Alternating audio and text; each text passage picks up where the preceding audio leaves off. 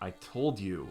Over the nose, 5 Mississippis, then release. Do you have any idea what a chloroform overdose? Hey, welcome back to Chez Garbage. I'm so glad you could make it, and you will be too once you see the absolute pile of trash we've got ready to roast tonight. Especially if you like fantasy anime, because that's most of it. Lack of variety won't be an issue though, because for once, we've gotten our hands on no less than 3 premium pieces of girl trash. And only 2 of them are villainess type dealies. Of course, gourmet garbage like that doesn't come cheap, neither does shipping human cargo to Tokyo, come to think of it. But don't you worry about your bill, you already paid it, plus a very generous tip when we dragged you in here. Just one more perk of our patented proactive service package. What's that? You don't like having money taken right out of your pocket?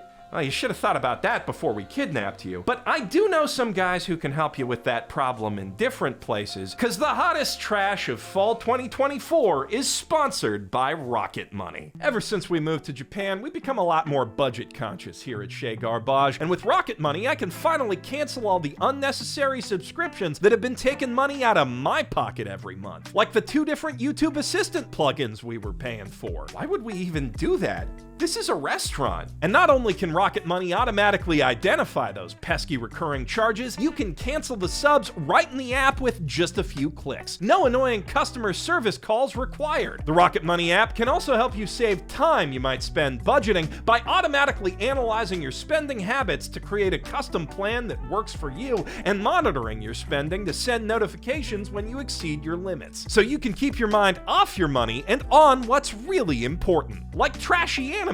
Rocket Money can help save its customers up to $740 a year when they use all the premium features, with 500 million and counting in canceled subscriptions alone. To save more and spend less like the 5 million members already using Rocket Money, go to rocketmoney.com/mothersbasement or click the link in the doobly-doo to get started for free and save more by unlocking extra features with premium. That's rocketmoney.com/mothersbasement to get started for free. Before diving headfirst into the real spicy trash, I figured you might appreciate a light, mild appetizer. So the first item on tonight's menu is the wholesome, relaxing, barely spicy at all fantasy slow life goodness of Goodbye Dragon Life. The tale of an ancient dragon who was so lonely and depressed he really didn't mind at all when the humans came to slay him one day, only to find a new lease on life 1,000 years later when he's reborn as a human himself. A human named Dolan, though tragically no one in this world understands how funny that is. It is a surprisingly well-built and immersive world, though, for how low rent some of the visuals are. One where plenty of thought has clearly gone into little things like village customs, cultural relations between fantasy races, the way magic affects local ecosystems, the unique biology of the all-female Lamia race that allows them to mate with any species.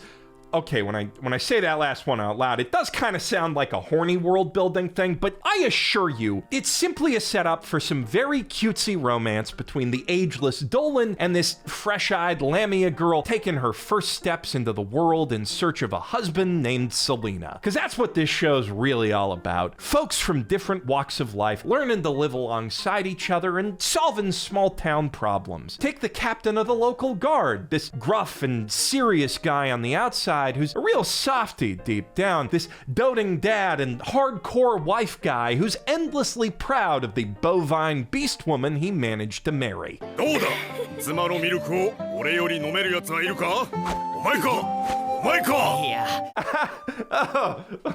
That's, well, you know. Oh, wait, they got cows outside.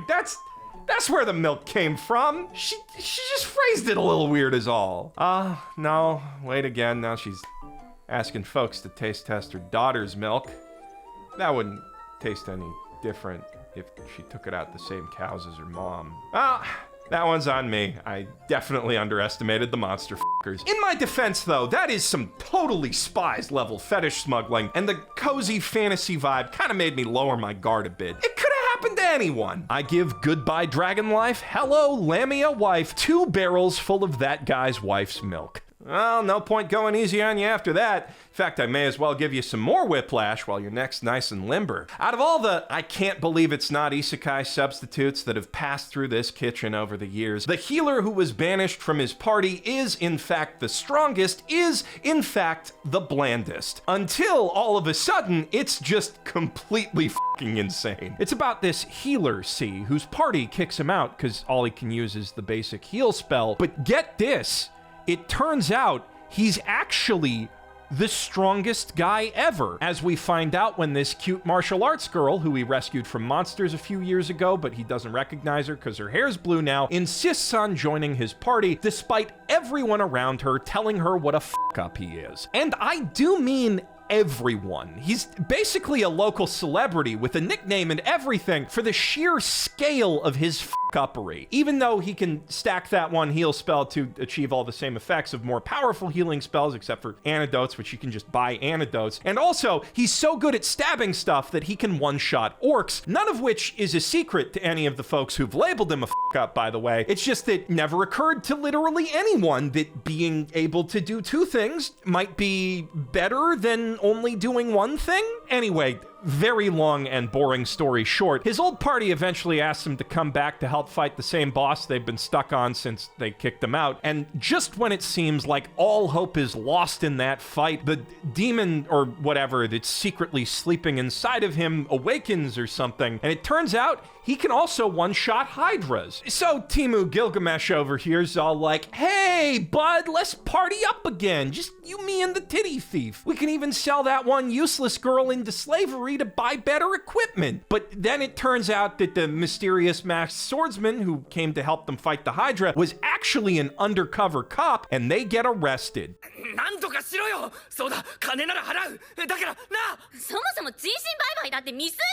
But then the healer guy's all like, hey, yeah, man, go easy on them. They had, like, hopes and dreams once. They just lost their way is all. What's the little attempted sex trafficking between friends? And the undercover cop's all like, sure, good point, why not? And then he lets him run off like this. And then I stopped watching the show, though I'll probably be subjecting myself to more of it for the worst of year list. I give something healer whatever one dumpster full of soggy self-insert fantasy novels written by Andrew Tate. Okay, I admit, even after that last one, that got a little too spicy at the end there. I think we're due for a wholesome harem palate cleanser. How did this work when sexy didn't? Who knows? Maybe this is what we need. Tying the knot with an Amagami sister follows a diligent young orphan boy aiming to become a doctor named Uryu Kamihate, who moves into a local shrine to buckle down and study for Kyoto University's med school exams. Though he quickly learns there really is no such thing as free room and board when the head priest issues an ultimatum. If he wants to keep living there, he's gonna have to marry one of the three gorgeous shrine maiden sisters, Yai, Yuna, and Asahi Amagami. You really gotta feel sorry for the guy. Name a character who's suffered more. I dare ya. For real though, not even the characters in the show are willing to humor his poor me act over this for more than an episode. Bro's foster mom straight up calls it a harem, which finally gives me an excuse to address the all too common customer complaint that I've been saying harem wrong. せっかくの美少女巫女さんハーレムなのに。なんで戻ってきたのかね、君は。Hear that? Harem, harem, harem. That's how they say harem in Japan, where the harem comedy was invented. Also, even in English, it's a loan word anyway, and the original Arabic pronunciation's closer to harem. So you can stop leaving Yelp reviews about that now, please and thank you. Now, at first blush, that is the blush that happens when he opens the door and sees them all naked the first time, tying the knot seems about as basic a harem comedy as harem comedies get. From the tsundere nice girl brat waifu lineup to the plot about the place where the harem stuff happens not having enough money, so everyone's got to band together and save it, much of it feels like it's just going through the same motions as 1,000 other anime, even if those motions are generally well animated and backed by writing that clearly comes from an artist with plenty of life experience and real wisdom. I know what that means. If you need it today, then tomorrow's the real deadline, right? But as it goes on, it becomes clear that there's a lot more going on in this humble little harem thing than first meets the eye. Straight up supernatural stuff that gradually escalates from subtly challenging Uryu's Reddit atheist attitudes about the gods to, well, the mystery is half the fun here, so I'll leave it at that for now. Though I will say that some of those elements have hinted we might be getting an actual honest to Haruhi harem ending in spite of the pick-a-wife setup, which should get the true trash connoisseurs out there really excited. I give Amagami Sisters 3 oil drums blazing under a cozy underpass next to a 6-pack of beers and a stack of those non-jump type shonen magazines that they put pictures of bikini girls on the cover in order to bait in new readers. Here at Chez Garbage, we strive to serve only the finest trash the anime industry has to offer, be it the best of the best or the best of the worst, which is why I never really bothered with the first season of Demon Lord Retry. It was just kind of mid. But when I saw Demon Lord Retry R sitting ugly with a 5.5 out of 10 at the very bottom of MAL, I had to see what went wrong, and I'm pleased to report that it's even worse than I expected.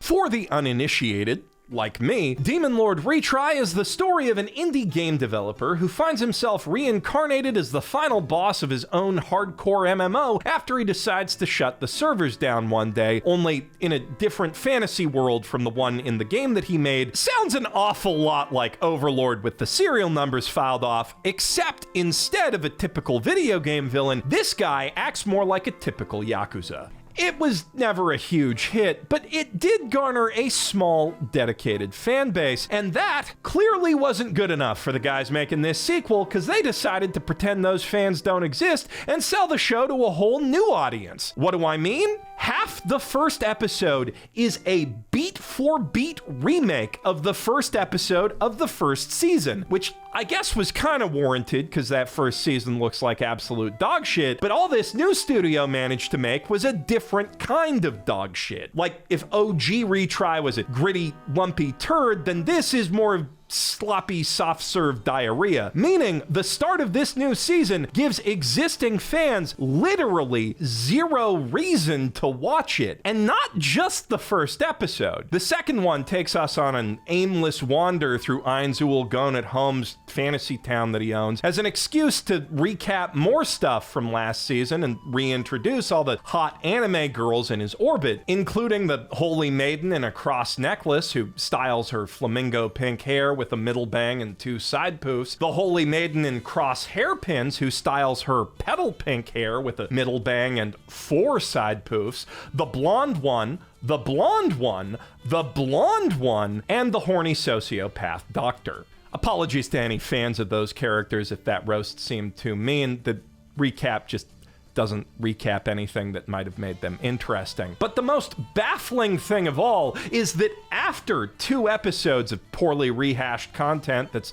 sure to filter all but the most dedicated of returning fans, the show suddenly sends its protag off in a carriage ride to a completely different city with 2 completely different waifus from the ones it just spent 40 minutes establishing, who I can only describe as Dick Joke Megumin and Red Yuffie Strife 13. おじさまの膝とてもカチカチ。妙なことを口走らんようにこれでも舐めておけ。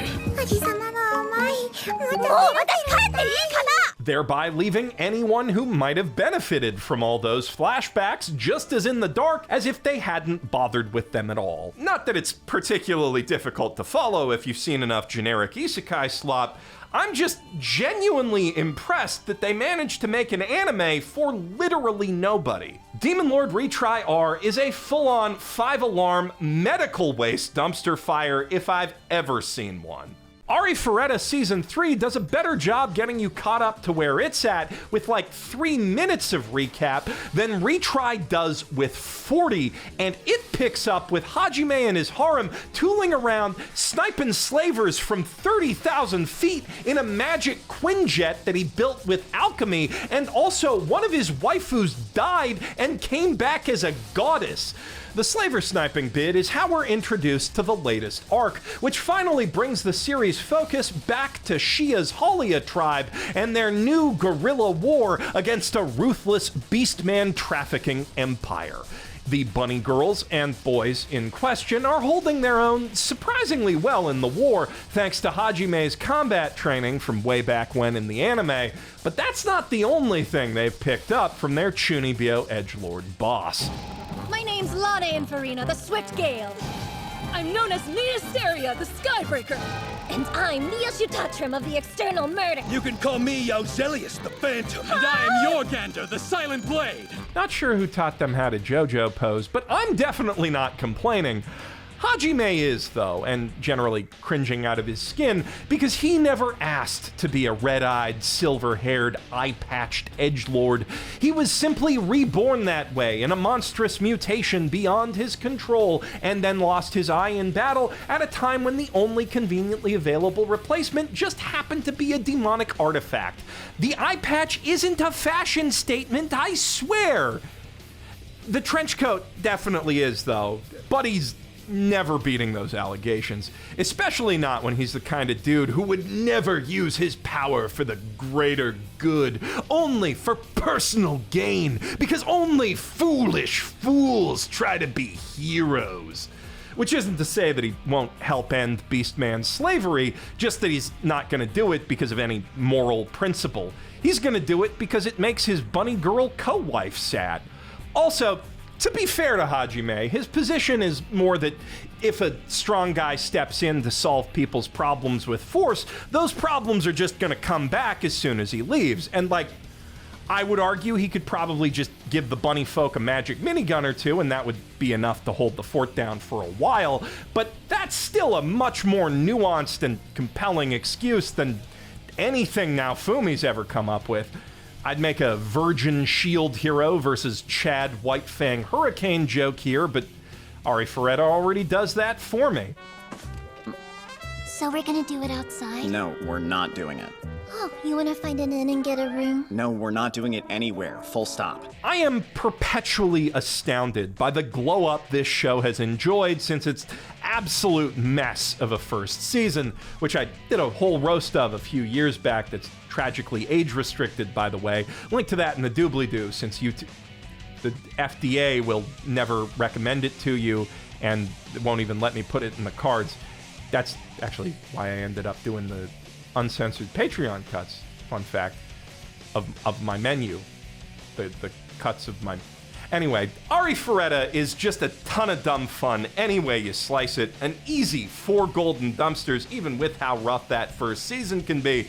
And I might just bump it up to 5 if this one can keep up the quality. But if that still hasn't filled your appetite for gun-toting, trench-coated fantasy edgelords, I've got good news for you. The most notorious talker runs the world's greatest clan. Wait, sorry, that wasn't the news, that was the title of the anime that the news was about, which, as you might have guessed, is a pretty darn edgy one. Not quite as edgy as last season's Failure Frame, but on a scale from Hamtaro to Elfen Lied, the first arc ends with protag Noel Stolen selling his own party members into slavery because they stole his money, including a woman who was secretly in love with him, because literally every woman is secretly in love with him, including the little girl whose dad's eye he gouges out at the end of the second arc because that dad tried to poison him to get out of paying a quest bounty. So definitely up there in the edge department. In fact, Alma, the main woman who's in love with him's backstory, is that she murdered her own father as revenge for him murdering all of his other children as part of an Endeavor-style secret project to create the world's deadliest assassin ever, because he never got over being only the second strongest guy in the world next to the world's deadliest warrior ever, who happens to be the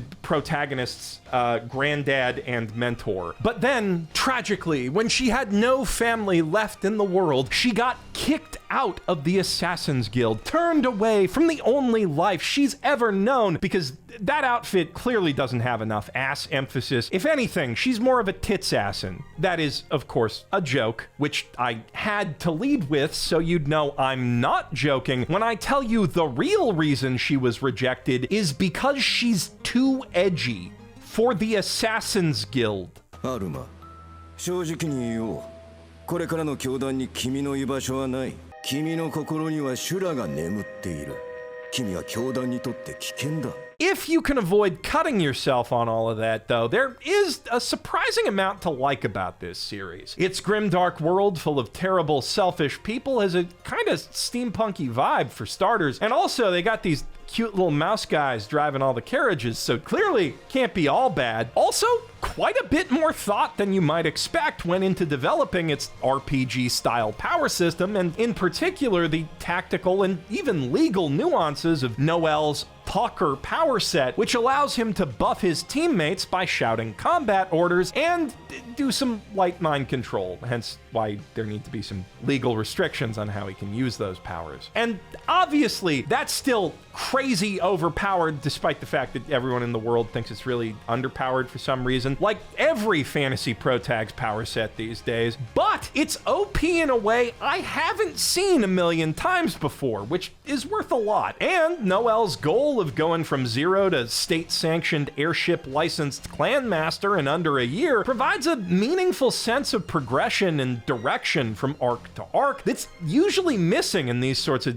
edgy power fantasy things. It's not a great anime by any stretch, but it understood the assignment, and that alone is enough to earn it 4 wastebaskets full of pages from a Tododeku dark fantasy het AU fanfic, which are on fire because Bakugo wrote them. Even now that you've had your fill of trench-coated fantasy edgelords, though, I've got a feeling you still might be craving some more of my patented, absurdly specific segues, which is why I've had the chefs in back line up a second serving of underpowered fantasy adventurer running the world's most powerful clan while all the ladies chase his dick anime for you to enjoy tonight. Let this grieving soul retire. And when I say underpowered, I actually mean it this time. Cry Andri doesn't have some underrated skill that everyone thinks sucks because they just haven't figured out the right way to use it yet. He actually just straight up sucks at being an adventurer. However, he did have the astounding misfortune to be childhood friends with 6 of the most overpowered adventurers on the whole planet, all of whom think very highly of him for no apparent reason. So, despite his repeated insistence that he's really not cut out for this and almost died back there actually, and please guys, I think it'd be best if I just went back home and got a normal job already, they have decided to make him the leader of their elite adventuring party,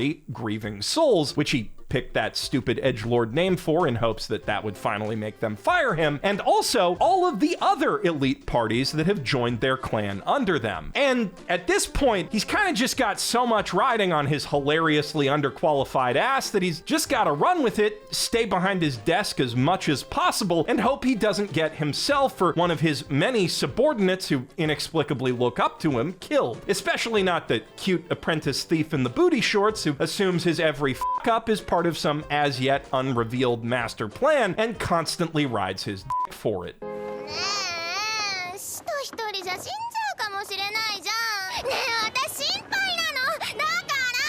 No, sorry, I meant metaphorical dick riding. Also, wrong booty shorts thief. The one thing he has going for him is that over the years, he's amassed quite the collection of extremely dangerous and over-specialized magic artifacts, which he uses judiciously to make up for his complete lack of actual skill. And that lends the show's action a very fun, improvisational feel that gels really well with its comedy. I give Let This Grieving Soul Retire 3 flaming banana stands. Now, I could keep on segueing like this all day, but before we get to our last anime about a guy with garbage stats and skills and not many friends who's more successful than you'd expect, I want to shift gears a sec and tell you about our choice selection of trash for her. Because here at Chez Garbage, we believe the ladies deserve sloppily animated and written, shamelessly indulgent isekai power fantasies about insanely OP characters with dark hair hanging down between their eyes, surrounded by attractive members of the opposite sex, just as much as us boys.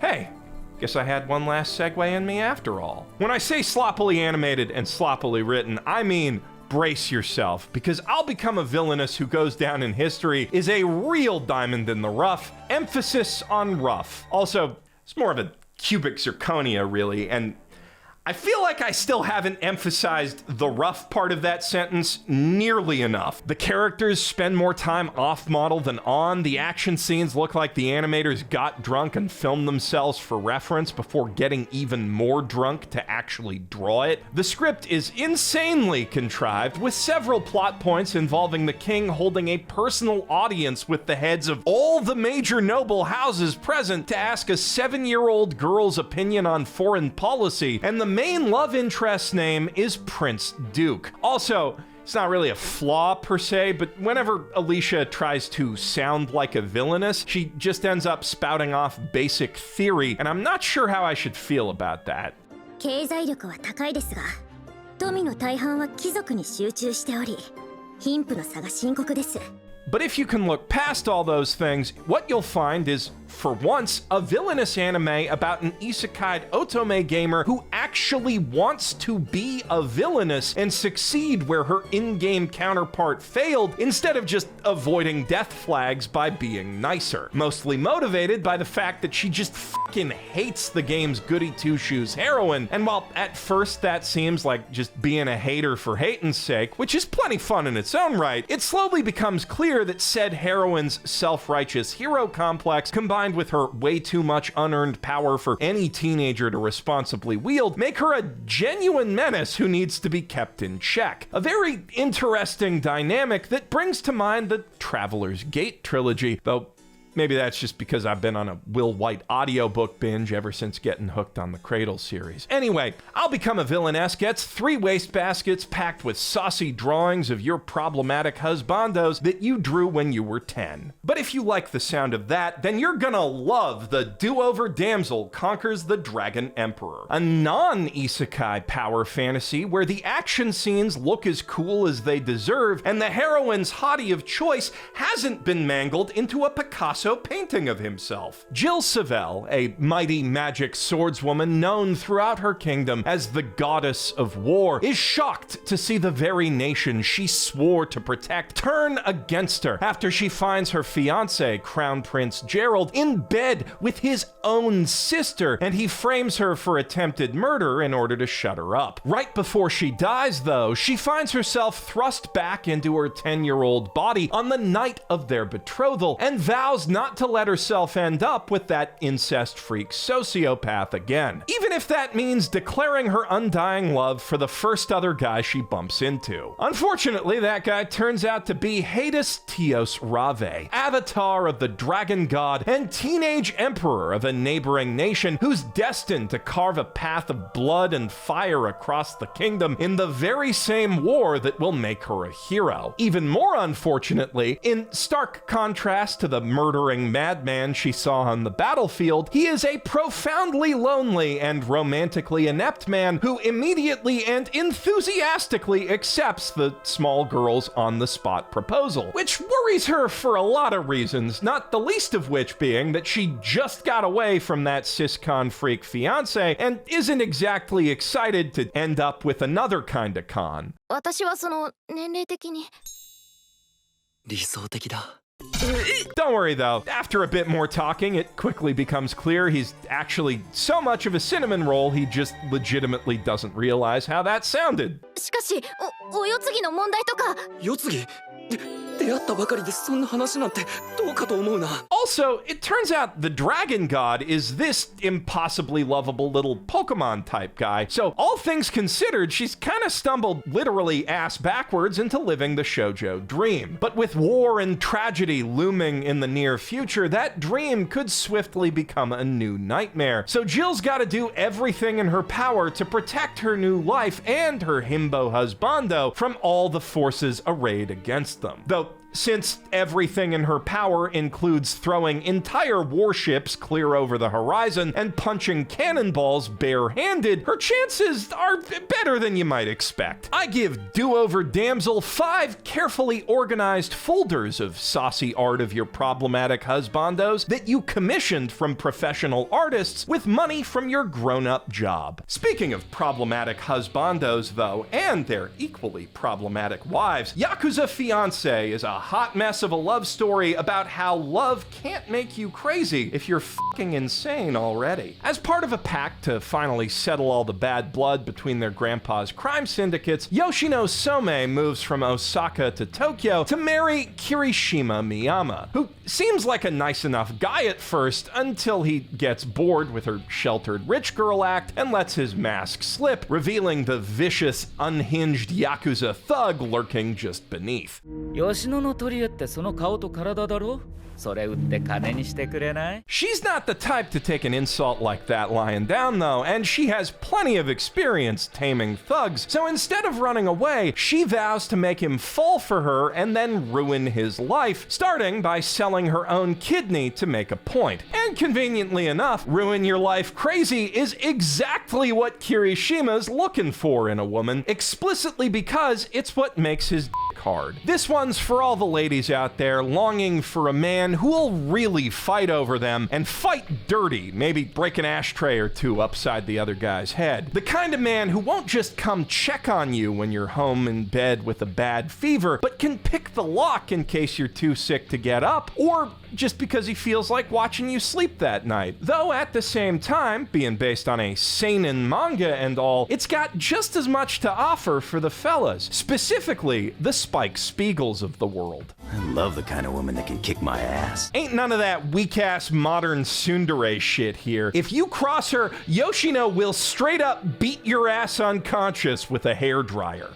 And on that note, it's also for anyone out there who thought Nisekoi was a waste of a good crime drama premise and didn't have nearly enough people getting stabbed in it, or that it just wasn't toxic enough. If you're looking for a romance about people getting hurt physically and emotionally, Yakuza Fiancé is for you. I give it 4 Host Club trash cans packed with lipstick-stained Polaroids of Goro Majima in drag. But now that that's cleansed your palate of all the overwhelming fantasy flavors we've enjoyed tonight, it's time to appreciate the surprisingly complex taste of our last piece of isekai trash. Loner Life in Another World is another one of them isekai things about a class loner who gets isekai'd alongside all his peers, but ends up rolling the worst skills out of all of them, which later allow him to become the strongest guy ever. Clearly, it's inspired by Ari Ferretta. Protag-kun's even canonically an Ari Ferretta fan, but one thing it doesn't borrow from its inspiration is all of that edge. Haruka isn't a loner because he's ostracized or bullied for starters, or even because he doesn't like other people. He kind of just does his own thing because he enjoys solitude. And he doesn't end up with weak skills as a reflection of how life isn't fair or whatever. He hid in the rafters when the isekai portal popped up because it seemed like it was going to be a pain in the ass, so he ended up getting overlooked by God when all the cheat skills and equipment were handed out on a first-come, first-served basis, and got stuck with all the leftovers after complaining about it too much, including some that genuinely do suck ass, though there are a few good ones that just weren't picked because they have really stupid sounding names. But the fact that he's got so many of them allows him to find surprisingly strong synergies between those crap skills, which is a small but meaningful distinction from all the fantasy anime crap out there where everyone around Protag-kun is just too goddamn stupid to realize that his obviously good power is obviously good. This is one of the few stat screen isekai that doesn't get me instantly reaching for my phone the second someone pulls up their stat screen, and that is a sign of deceptively good writing. Which is something I never thought I'd say when I started watching this show and saw all the classmates divided into cliques like the nerds and the girls with character names like Nerd A, Bimbo B, Running Jock, Artsy Girl, Big Dumb Jock, and Class Rep. Before long, though, I realized that wasn't lazy writing at all, but a strong stylistic choice. Subtle characterization for Haruka, who actively avoids using even the names of his friends in class as a way of putting up a wall around himself and creating distance from other people. There's a shocking amount of depth to these characters, so much so you might even start thinking this anime isn't trash at all.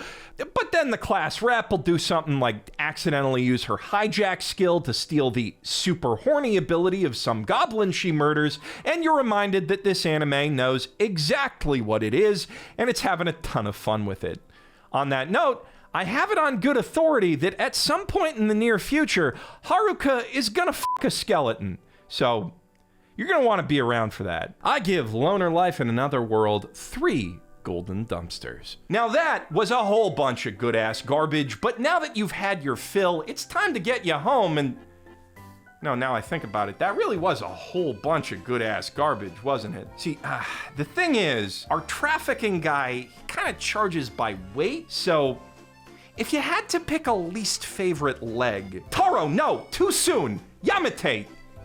Damn it! Don't worry. I'll make sure to figure this out while you're... You know, that left knee looks kind of knobbly.